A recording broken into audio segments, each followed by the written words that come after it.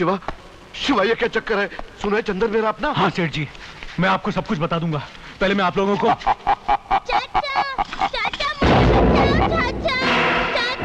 चाचा मुझे बचाओ चाचा।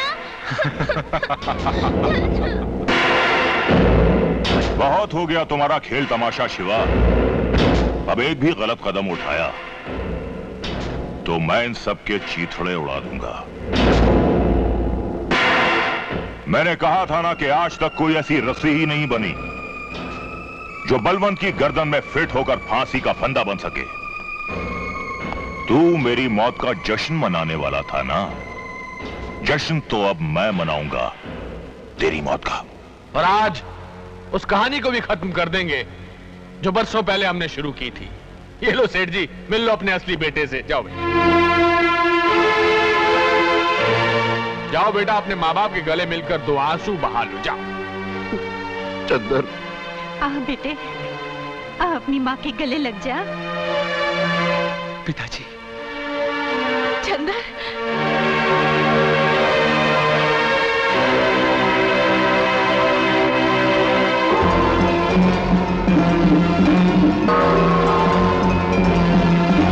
रुक जाओ।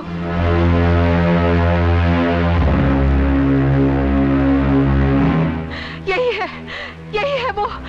कौन भाभी? तेरे भैया का कातिल।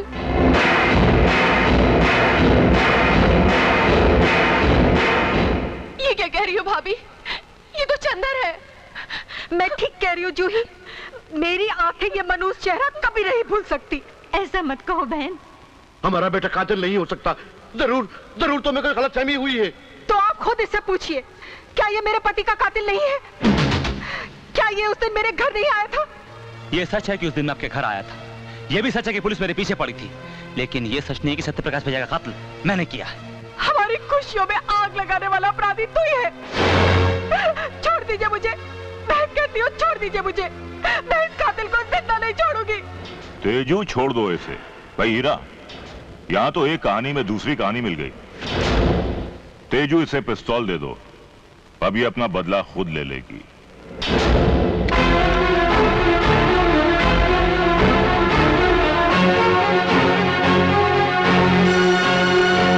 नहीं नहीं,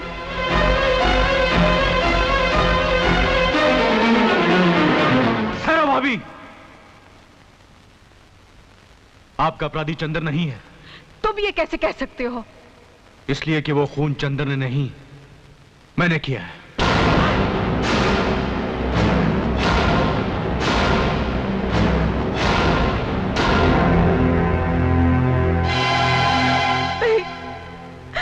ये नहीं हो सकता। फरिश्तों के हाथों से ऐसा घिनौना जुर्म नहीं हो सकता। आप जिसे फरिश्ता समझती वो इंसान कहलाने के लायक भी नहीं है। आपने आज तक मेरा असली रूप नहीं देखा। मैंने इस सत्यप्रकाश जैसे ईमानदार इंसान को मौत के घाट उतारा है। ये नहीं हो सकता, ये हरगिज़ नहीं हो सकता। आज तक मुझ में सच कहने की हिम्मत नहीं थी और आज तुम में सच सुनने की हिम्मत नहीं है। सच तो यही है भाभी कि मैंने तुम्हारे पति को मारा है इन हाथों से, इन्हीं हाथों से भाभी। क्यों क्यों मारा उन्हें? आखिर तुम्हारी क्या दुश्मनी थी उनसे? दुश्मनी? मैं तो उन्हें जानता तक नहीं था। फिर क्यों जार दिया तुमने मेरा सुहाग? चंद रुपयों के खातिर।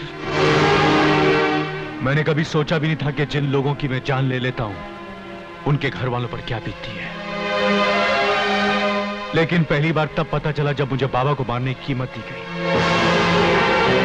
बस वहीं आकर मेरे जुर्मों की गाड़ी इंसानियत की चट्टान से टकरा गई और उसके बाद मेरी जिंदगी में दो दुश्मन रह गए। एक चाकू और दूसरे वो लोग जो गरीबों के हाथों में चंद नोटों के टुकड़े रखकर गरीबों का ही खून करवाते हैं। और वो लोग ये हीरा और मेरा अपना बाप बलवन। और जब तक इन जैसे लोग जिंदा हैं, मुझ जैसे शिवा पैदा होते रहेंगे भाभी। इतना क्या सोच रही हो? उठाओ पिस्तौल और मिटा दो इसे, मिटा दो इसे, जिसने तुम्हारी मांग के सिंदूर को मिटाया है।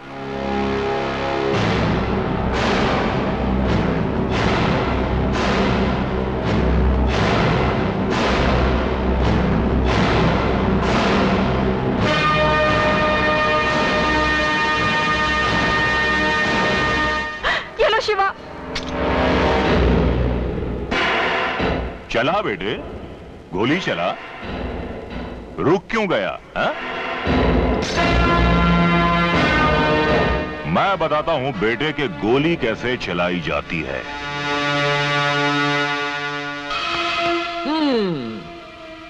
बलवंत अंकल, इससे तो उसके बदन में सिर्फ 6 सुराख होंगे और इससे 636। ये लीजिए और भून डालिए साले को। Good idea. Me my self Rambo from USA.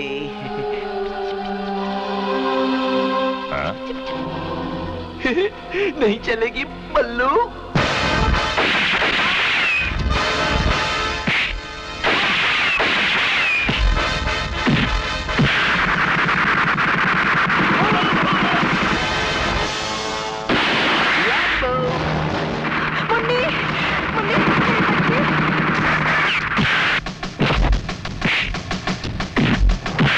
ससुर जी। अरे क्या कर रहे हो बेटा? वो क्या है कि पिस्तौल तो मिल गई है, इसे चलाते कैसे हैं? अरे पिस्तौल को तो सीधा कर लो, ऐसे। अब चलाओ बेटा। ऐसे? ये शुभ काम आप ही कीजिए। बड़े शौक से।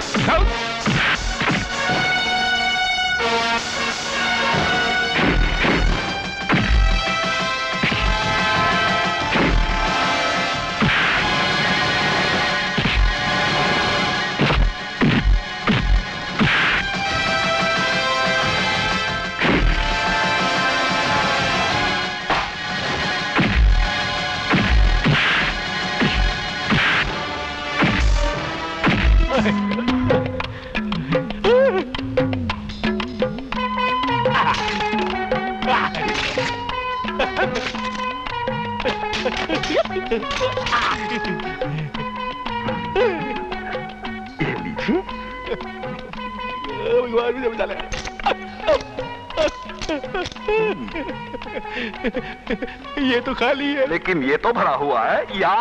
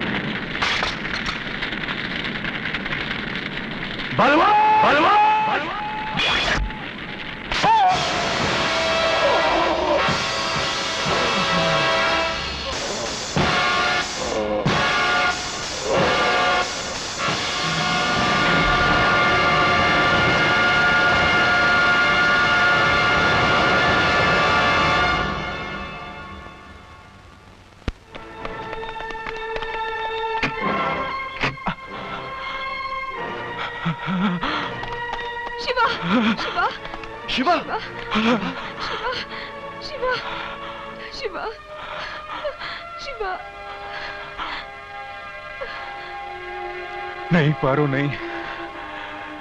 एक न एक दिन तो ये अंजाम होना था। बस खुशी इस बात की है कि ऊपर जाकर मैं अपनी मां से कह सकूंगा कि तेरे अपराधी को उसके किए की सजा दे दी तेरे बेटे ने। भाभी, भाभी, भाभी, सबसे बड़ा गुनहगार मैं आपका हूं। अगर आपने मुझे सचमुच माफ कर दिया तो मेरी आखिरी ख्वाहिश जरूर पूरी कर देना भाभी। बोलो शिवा भैया, बोलो। मरने के बाद मेरी आंखें मुन्नी को दे देना। शिवा भैया।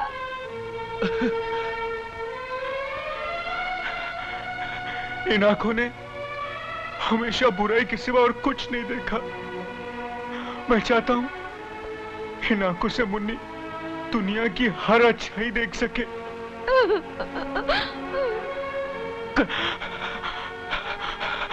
सलीम। हाँ सलीम मेरे यार। हाँ शिवा। हाथ उठाकर दुआ मांग मेरे यार, ताकि मैं आसानी से मर सकूं। हे भगवान। शिवा। या अल्लाह।